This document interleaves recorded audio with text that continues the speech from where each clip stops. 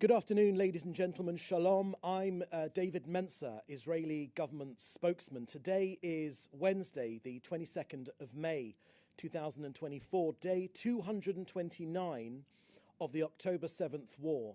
And our war aims remain precisely the same: to destroy Hamas's military and governing capabilities, to free all 128 hostages, and to ensure that Gaza does not pose a threat to Israel ever again. All of our objectives are within reach. Firstly, here are some operational updates in the last 24 hours alone. IDF troops are bravely fighting in the north, the south, and the center of Gaza, uprooting terrorists and destroying tunnels. Every day, IDF forces eliminate more terrorists, discover and dismantle more terror infrastructure. In Jabalia, soldiers arrived at a mosque to find Hamas-stored missiles and rocket launchers there. In eastern Rafah, they located a tunnel shaft with a weapons warehouse laden with munitions. Dozens of terrorists were eliminated. In Khan Yunis, IDF targeted and killed a terrorist who took part in the October 7th massacre and led anti-tank fire against our forces. And to nobody's surprise, well, that's if you've been following the pattern, our troops discovered a Hamas military compound located inside an UNRWA school. Yes, that's right, inside an UNRWA school. UNRWA, who we are constantly advised to continue working with. And while Hamas terrorists keep using civilian structures and human beings as their shields for their protection, some European countries have decided to incentivize these same sick methods of war. As you might have heard, Ireland, Norway, and Spain have decided to reward the terrorists of Hamas with the prize of recognizing a Palestinian state. It is certainly not lost on Israelis and Jews the world over that these same three countries also chose to remain neutral in World War II. Seems like they didn't mature to realize that history remembers the appeasers, and now they are giving a prize to the rapists and the murderers who are still holding our stolen people in captivity. Ireland, Norway, and Spain are telling Hamas in a loud and clear voice that the October 7th massacre pays off. They are telling Palestinians that educating children to terrorism and refusing to accept a Jewish state pays off. There is no talk of bridge building, of coexistence, of bringing people together. No. These countries encourage and perpetuate war, more conflict, more bloodshed, not less. Don't be mistaken. Empty slogans and impromptu solutions are not real peace.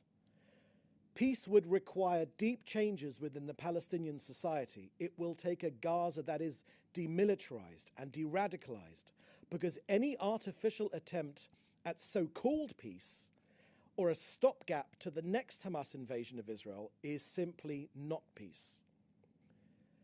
Israel's foreign minister has instructed the immediate recall of Israel's ambassadors to Ireland and Spain and Norway.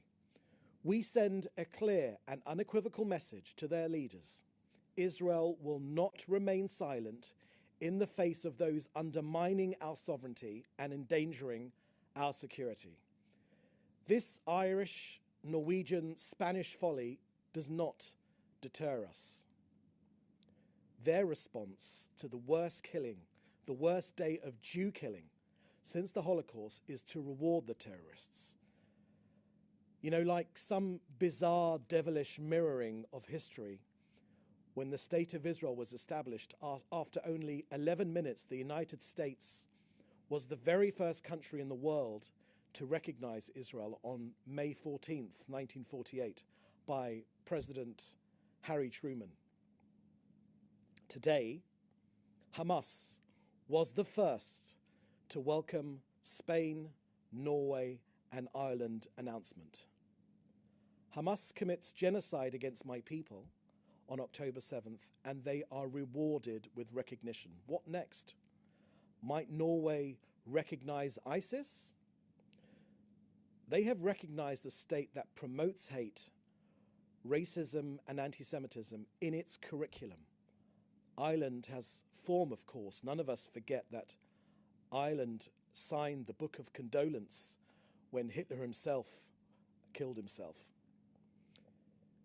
Next, I want to draw your attention to what the Prime Minister said overnight on CNN.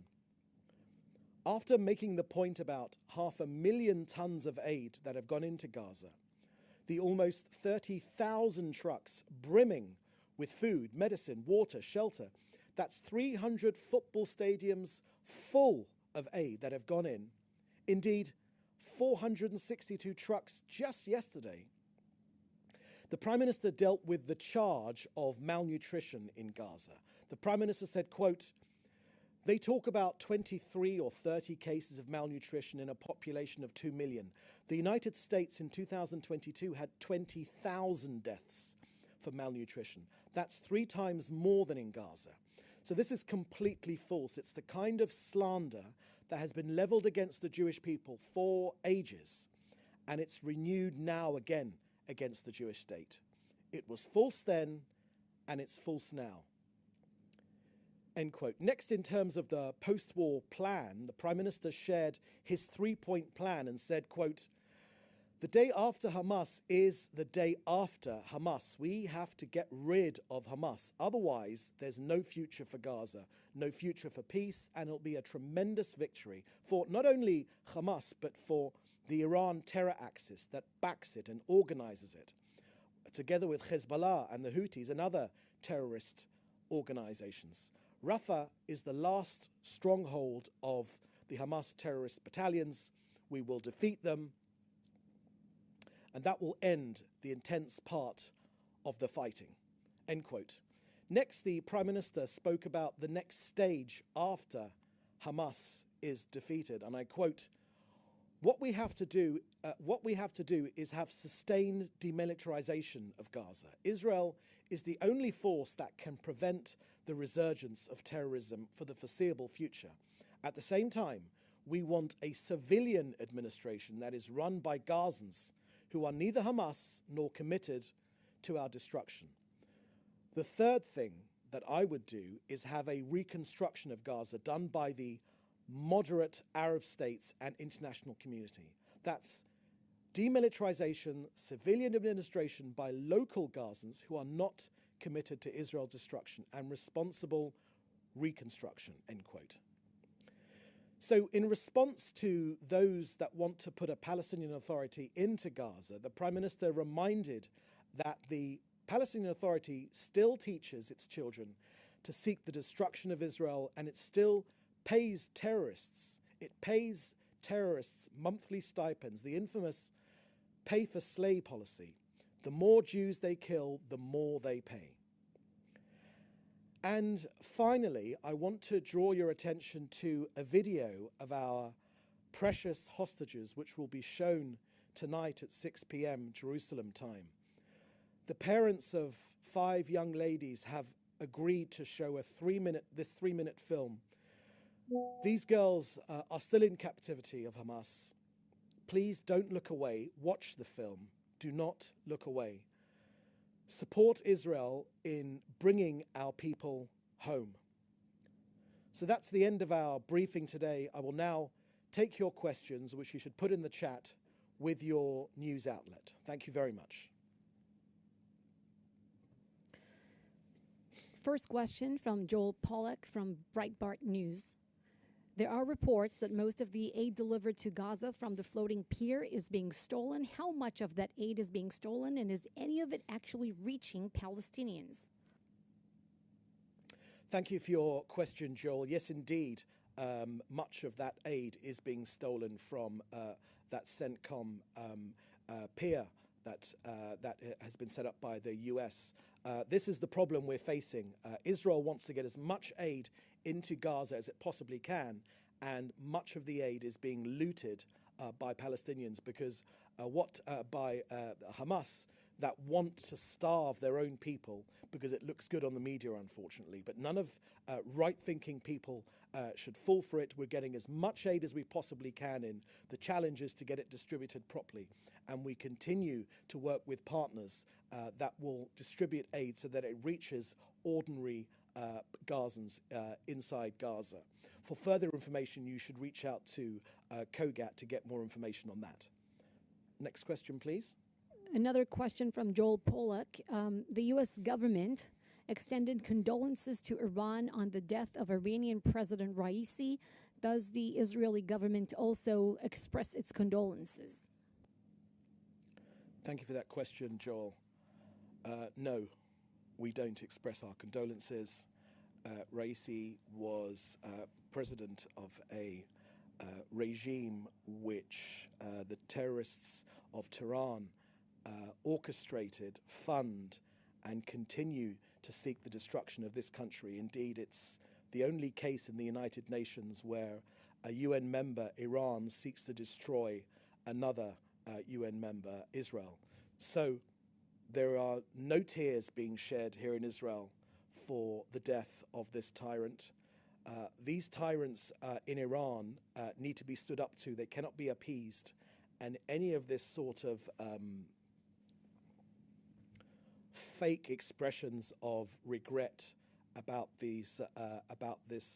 what has happened to these Iranian leaders is, it turns our stomach, to be blunt. Next question, please. We have the next questions from Friedrich Eger and Selgi Vasidal on the topic of the recognition of a Palestinian state. I will read them one after the other as they revolve around the same topic. What actions will Israel take in response to Ireland, Spain, and Norway's recognition of a Palestinian state? What will be Israel's position if more and more countries recognize a Palestinian state, or if the UN Security Council, UN General Assembly recognizes and grants full membership to the UN? And why have you decided to withdraw diplomats from the embassies in Norway, Spain, Ireland? What will happen with ambassadors in Israel? So thank you for those questions. In my statement at the start of this briefing, I made crystal clear what Israel's response has been. The Ministry of Foreign Affairs and the Foreign Minister, Israel Katz, has made clear that we are recalling our ambassadors to those three countries. We are also have invited in a strong démarche today those ambassadors in Israel, the Spanish, the Irish and the Norwegian ambassadors, to come into the Foreign Ministry to be shown some of that footage I talked to you about of those poor, helpless girls who were kidnapped and are being held hostage on October 7th. Look, the idea of rewarding the terrorist actions of October the 7th, there is no other word for it. It is obscene. It is obscene to reward terrorist actions with the offer of statehood. This is not an encouragement for coexistence. This is not an encouragement for bridge building. This is not an encouragement for bringing people together. That we could respect here in Israel. What we cannot respect that countries would reward, and it is a reward.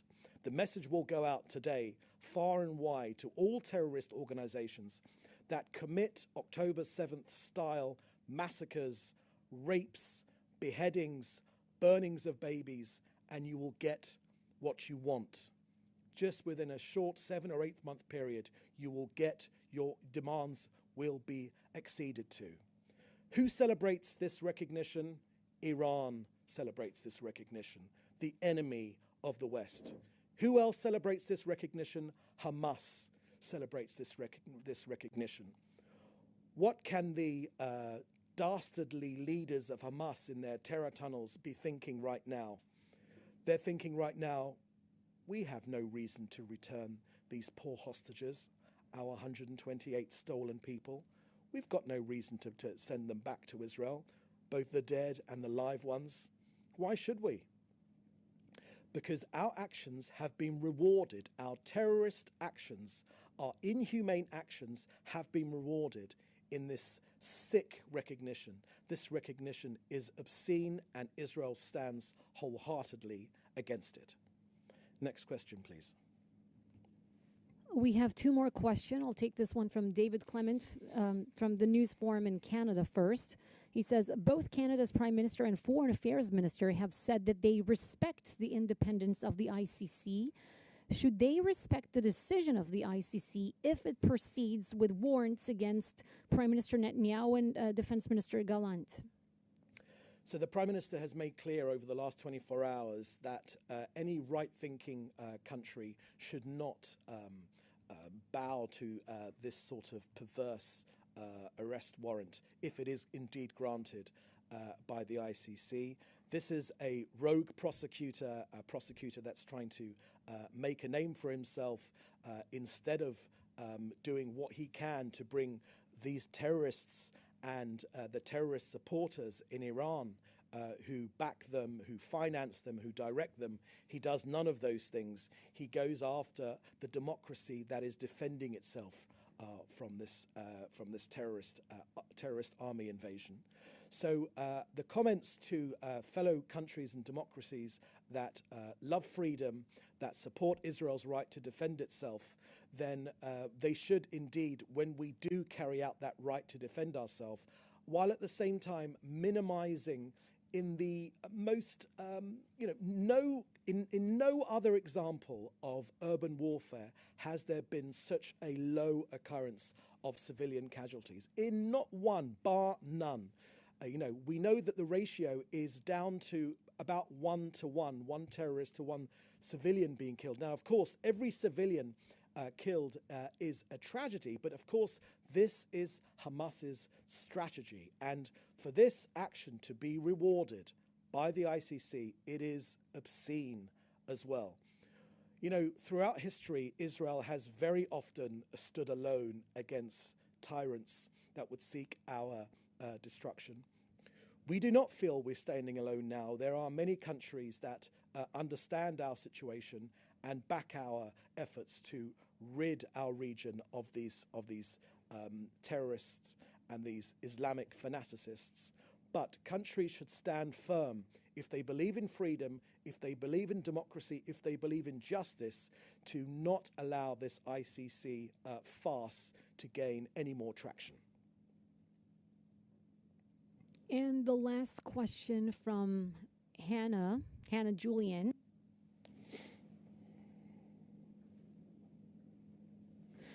Homefront Command has declared Mount Meron as a closed military zone until next Monday, and the mayor of Tiberias has likewise closed Rabbi Akiva's tomb for the same reason, concerned that any large gathering of Jews would present an attractive target for Hezbollah missile fire.